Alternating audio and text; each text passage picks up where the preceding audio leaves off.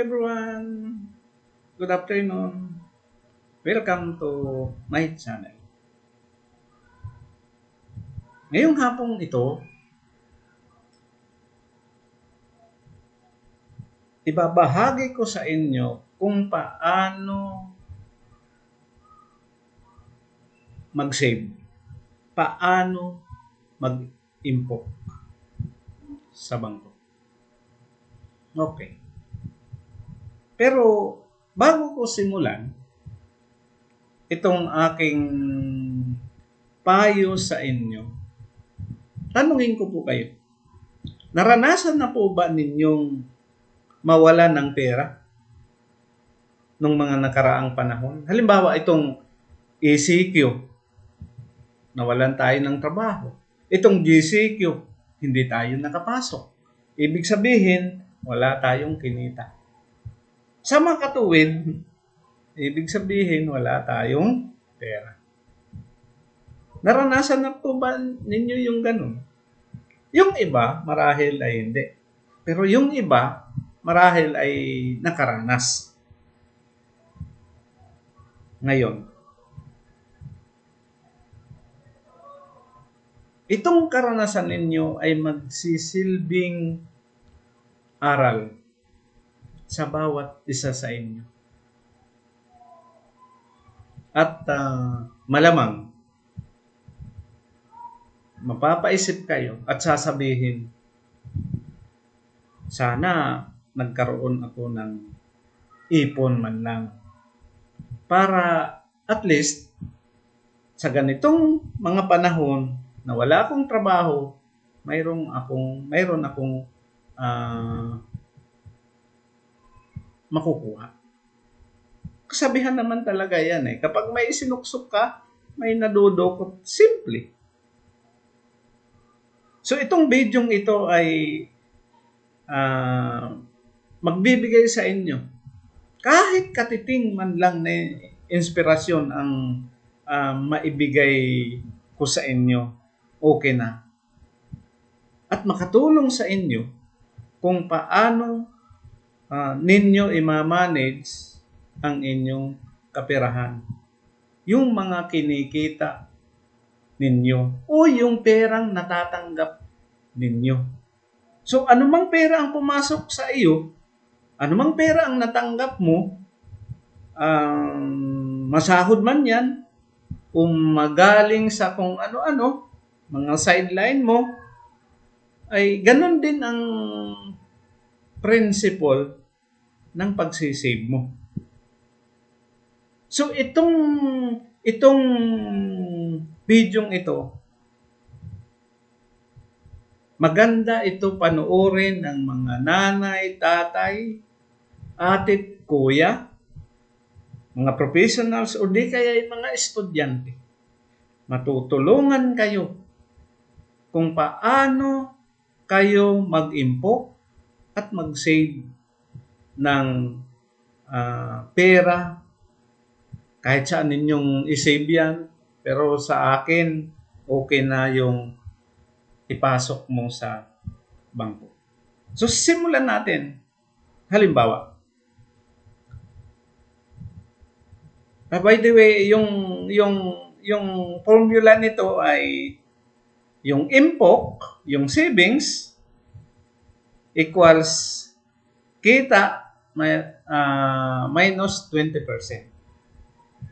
So, ibig sabihin, sa natatanggap mong pera, babawasan mo kaagad ng 20% para iyan ang iyong maging savings. Halimbawa, ikaw ay nagtatrabaho. Ang kita mo sa loob ng isang buwan ay 20,000. Halimbawa lang ito, At halos ang sahod naman ngayon ay mga more than 20,000. So, magkano ang 20% ng 20,000? Di ba? 4,000. So, ibig sabihin, yung 4,000, iyon na ang iyong magiging forced savings. ipapasok mo na yan sa bangko kung mayroon kang savings account, o di kaya'y mag-open ka sa bangko ng savings account at ipapasok mo iyan. Ngayon, ang natira kapag binawas mo yung 4,000, 'di ba? 16,000. Ito ngayon ang iyong pagkakasiyahin doon sa mga gastusan mo sa loob ng isang buwan. Dito kukunin ang pagkain, ang transportation, ang sabon, ang clothing, pambili ng mga pabango, yung mga ganun. Pagkakasiyahin mo yun. Halimbawa, may natirang 500. Yung natirang 500, wag mong patulogin sa iyong bulsa. Ilagay mo kaagad sa savings. So, ang savings mo sa loob sa buwan na yan ay nasa 4,500. Kasi may natira kang 500, idinagdag mo. Ngayon, halimbawa, ang assumption natin, wala talagang natira. So, di bali, sa loob ng isang buwan, ang iyong magiging savings ay 4,000 lamang. Magkano sa loob ng isang taon? So, yung 4,000, i-multiply mo by 12 months. So, malamang, mayroon kang 48,000. At yun yung iyong savings sa loob ng isang taon. Pagdating ng 5 years, sinusunod mo talaga ang iyong plano sa pag-iimpok. 5 years. Magkano ang magiging ipon mo sa bangko? 240,000. Di ba? Pagdating ng 10 years, magkano? 480,000. Almost kalahating milyon yan sa loob ng 10 years. Ngayon, kung hindi mo ginagalaw iyan, kung dumating yung halimbawa another 20 years, magkano yan? Di close to million o sobra pa ng milyones. So, hanggang dumating ang edad na, halimbawa ikaw ay nag-retire, ikaw ay empleyado sa gobyerno, nag-retire ka. Di ba napakaganda na mayroon ka ng savings at mayroon ka pang pipensyonin. Maganda, di ba? So kung maaari ang iyong pipensyonin, ganun din ang prinsipyo habang ikaw ay nabubuhay. Kumuha ka rin ng 20%, idagdag mo dito sa iyong savings. At yung matitira, yun yung iyong pagkakagastusin. I-allocate doon sa pagkakagastusan mo. So, simpleng prinsipyo. Simpleng formula. Ito ay para sa mga may regular na natatanggap. Ito naman, ang gagamitin kong susunod na ehemplo ay yung isang estudyante. Halimbawa, ikaw na estudyante, araw-araw binibigyan ka ng nanay mo ng allowance. Hanggang ang allowance na iyan, ang pagbibigay ng nanay mo ay hanggang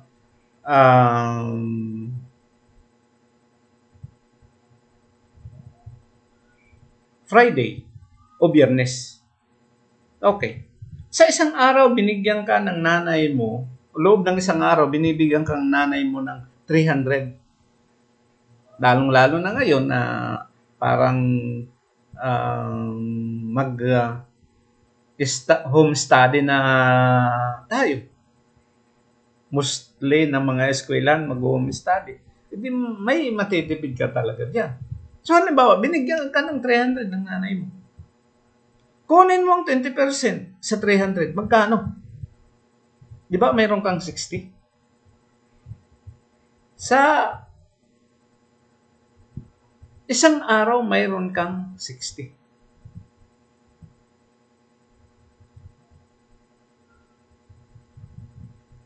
Sa loob ng 5 araw, magkano ang maiipon mo? Diba? Mayroon kang 300. Isang buwan, magkano? Yung 300, i-multiply mo sa 4 na linggo, mayroon kang 1,200 sa loob ng isang buwan. Kung isang taon yan, di ba mayroon kang 4,400 sa isang taon? So ito dapat ang assumption natin pagdating ng, sabihin natin kung pwede ka nang magbukas ng savings account sa loob ng isang buwan, mas maganda.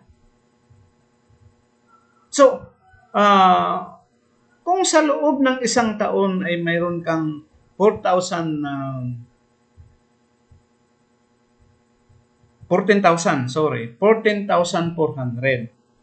Magkano naman sa loob ng 5 taon?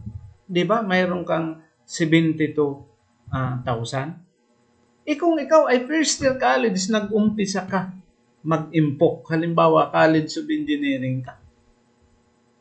I-maintain mo yung percentage na binabawas mo sa allowance na ibinibigay ng nanay mo. Sa 5 taon, mayroon kang 72,000. Malaking bagay na iyon.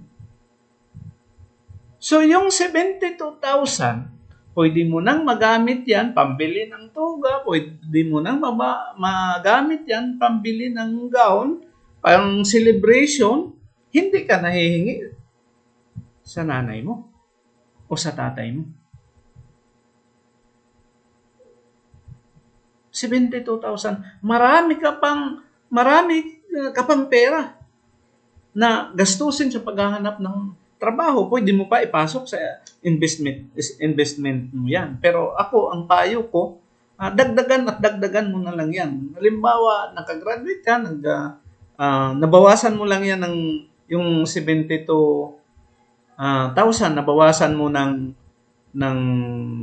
22,000 para sa pambili ng kung ano-ano sa graduation. Wag mo nang galawin yung matitira na 50,000. Dagdagan at dagdagan mo na. At hindi naman ganun kalaki ang gagastusin mo para sa celebration, no?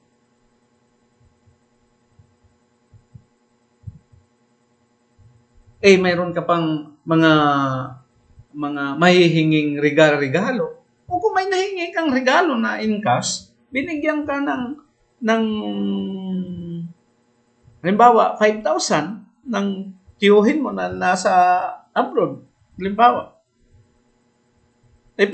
Pwede rin nung bawasan niya ng sabihin natin 20%. At yung 20% na mababawas mo dito sa regalong ibinigay sa inyo ng iyong tiyuhin na nasa abroad, idagdag mo doon sa iyong savings.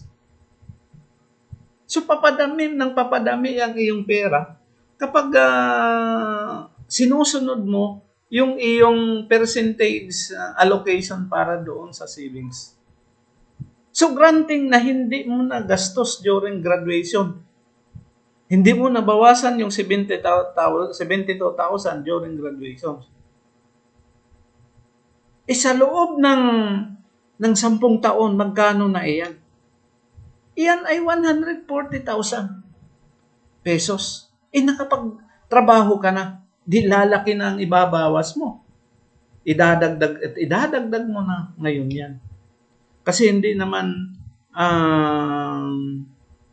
palaging pagka-graduate mo, ikaw ay hindi maghahanap ng trabaho, hindi naman palagi kang nasa bahay, maghanap ka rin ng trabaho. So, Kung ikaw ay nasa edad na 25, after pagdating mo ng 35, mayroon kang 140,000. Dadagdagan at dadagdagan mo iyan. Diyos ko po, malaki ang pera mo. Kaya nga lang, kinakailangan talaga, kapag ikaw ay mag-iimpo, magsisave ng pera sa bangko, yung pagbabudget naman doon sa binawasan mong natanggap mong pera ay dapat may disiplina. Kung ikaw ay magbabudget, actually ang sinabing budget is a plan of expenditures ng iyong kaperahan. Sana yung mga estudyante o di kaya ay mga bagong professionals, ganun ang gawin natin, mag-ipon tayo. Ayusin natin ang pagbabudget. Kung gusto naman ninyo taasan yung halimbawa 20% gawing 30%, okay lang. Pero para na ang 30% pa hanggang 40 para na yan sa mga malalaking yung mga professionals o mga nagtatrabaho na may mga malalaking sahod. Basta ang sinasabi ko sa inyo, kumuha lang kayo ng 20%, i-force savings ninyo yan. Buwan-buwan, ipasok ninyo sa bangko. Nako, pagdating ng araw, mayroon kang pera. So, di ba maganda yun? At kung sakali man pala, nangailangan ka ng pera, di siyempre, halimbawa wala kang matakbuhan na pagtunang iba, kukuha ka doon sa savings mo. Pero ang paalala ko, kapag mangyari sa'yo yung ganun, humiram ka lang. Halimbawa, kailangan mo ng 5,000, humiram ka doon sa savings mo. Kung ang savings mo ay maabot na ng 72,000, kailangan mo talaga ang 5,000 sa bukas halimbawa. Di, ang gagawin mo, kukuha ka doon sa 72,000 mo na savings. Pero, unti-unti mo rin babayaran para hindi madiskarel yung iyong savings. Di ba maganda kapag nami-maintain mo yung pagtaas ng iyong pera? So, sana itong bidyong ito makapagbigay ng inspirasyon hindi lamang para doon sa mga nanay, tatay, mga professionals, kundi sa mga estudyante. Kundi kaya sabihin natin mga bagong graduates na papasok pa lang sa trabaho. At kung sino man ang makakapanood nito at kung sa tingin ninyo ito ay makakatulong sa kapwa natin, paki-subscribe lang, paki-click yung bell na button. Kung gusto ninyo mag-like, i-like ninyo, pindutin yung naka-thumbs up, or di kaya mag-comment kayo. At paki-share ninyo, paki-share ninyo kung sa tingin ninyo ito ay pakinabang. So, dito po nagtatapos ang video ito. Maraming salamat sa mga manonood. ng video ito.